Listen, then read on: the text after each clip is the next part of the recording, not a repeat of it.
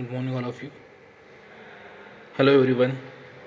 Today we'll study the generation and reception of BPSK with bit error measurement and trainer by using the model of COMP116P. So, as you know, we already seen some practicals which based on the digital communications like PCM sampling PCM, DM, and ADM. Here we can observe about the bipolar phase shift keying. First of all, you should know what do you mean by phase shift keying. So, phase, it is bipolar phase shifting means it is converted into the two phase. Either you can go with the 180-degree or 0 degree. That two phase will be see the output. So here we can say again a power supply which is providing the continuous power supply to the all sections of your kit. This is RF carrier generator which generating the radio frequency. This is the PRBA generator that is generating the pseudo noise bit sequence rate at a different frequency. This is your PNBS generator that is hold. This is error rate where you can see error count at this display. This is reset, this is trigger clock, and this is the whole section is nothing but the PRBS generator. This section is used for the modulation purpose of PSK. So again this consists with the input of RF carrier as well as there were bipolar non-return to zero coding is there. That two signals are combined with each other, that is nothing but the modulated signals. So modulator output gives the modulated signals which combinations of RF signal and the bipolar non-return to zero. This whole section is used for the generating the Gaussian noise. This section is used for the match filter and the comparator. This is a frequency counter, and this is again noise you are going to add. That noise comes from your Gaussian noise. This PSK modulated signal as well as noise adder will providing the noisy PSK output at this particular point. Next, noise PSK given to the PSK demodulator. Now you want to remove that unwanted signals and get the raw signals at the here. Then the signal goes to the match filter, and you can see again output of match filter here, and last one is the comparator output. So we can see all these practicals, all these output one by one in these sections. So first and foremost thing is what is your input. So input is nothing but the clock signals where you can see on the CRO screen. This channel 1 is used for your input, and channel 2 you can see the output. So this is channel 1, this is channel 2 output. So this is channel 1, we connected here. Clock 1 is as a positive and negative to the ground one. So you can see if you want to measure its frequency, so go with the measure, and you can understand here the amplitude is 46 volt, or it's a variable, or you can stop here. That is amplitude is 44 volt and frequency is 629 for channel 1. Simultaneously for channel 2 the frequency is 1.24 megahertz and amplitude is 44 volt. So both amplitude is same, but frequency is large in this PRBS output. In this PRBS output. So here again you can see we connected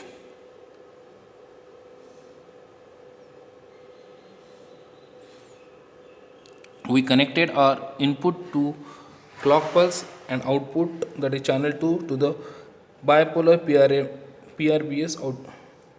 So bipolar PRBS is used to generating the pseudo random variable sequence, and here you can see at the channel 2.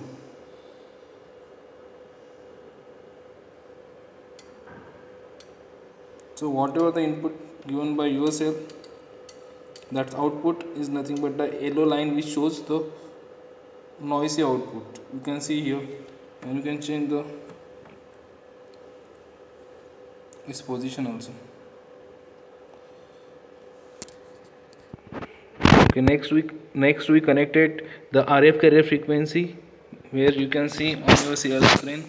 So this is your RF frequency. This is your clock pulses, which frequency is 630.67 kilohertz.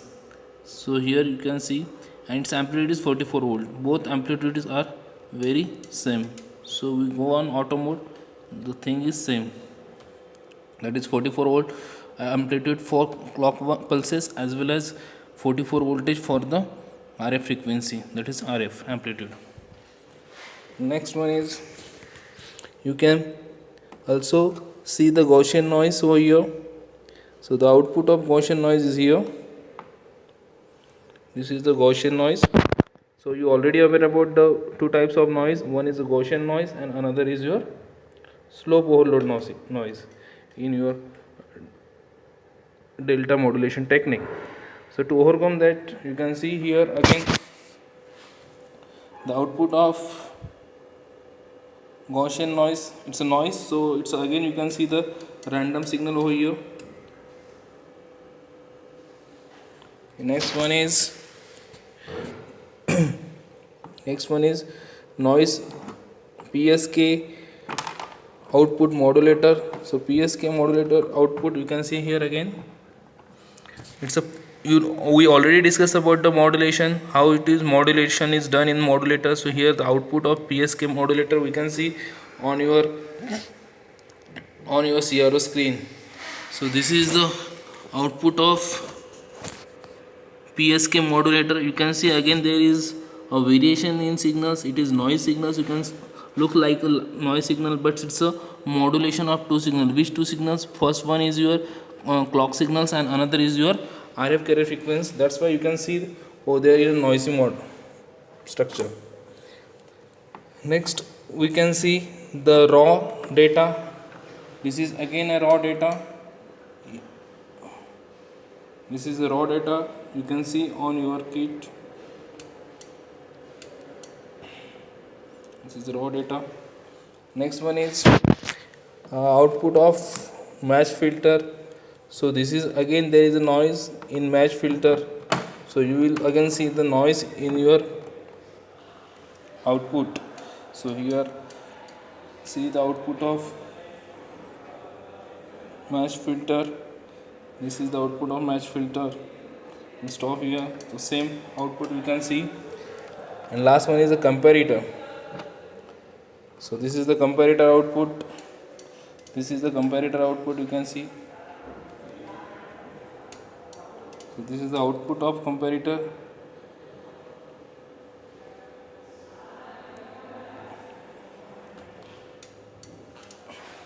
And last one is your output or counter output. So this is, you can see both signals are, you can stop here. You can see this is the output of your comparator. So in this way you can find out different output which known as PRM based output, then your RF signal output we had seen, then PSK modulated signal with reference to the NRZ signal, because NRZ was our input signal. Next one is Gaussian noise signal. So it is again random signal noise. Then noisy PSK, that is PSK with noise. So that is again a noise signal. Then raw data, as name suggested, raw data is again raw signals. Then we had seen raw data at the match filter, that is very similar output. And next one is comparator, and last one is the output of your received NRZ output. So from this experiment you can also observe the bandwidth between the spectrum of your PSK modulation, how you can calculate the PSK modulation. So there is, if you connect it, the PSK modulated output to the input of spectrum analyzer, and if you observe PSK spectrum as under the measure frequency difference between two peaks, so that is nothing but your bandwidth. And simultaneously you can measure the bit error rate in presence of channel noise. So for that purpose you should know the formula for the same. So how you can calculate the bit error? Bit error is nothing but total average received bit with error divided by total bit transmitted. So with this practical, you can find out three different parameters. First one is the PSK modulated output by using the bipolar phase shift key. Second one is you can measure the channel bandwidth. Third one is you can measure the bit error rate in channel noise. So with this way we can stop here. Thank you so much.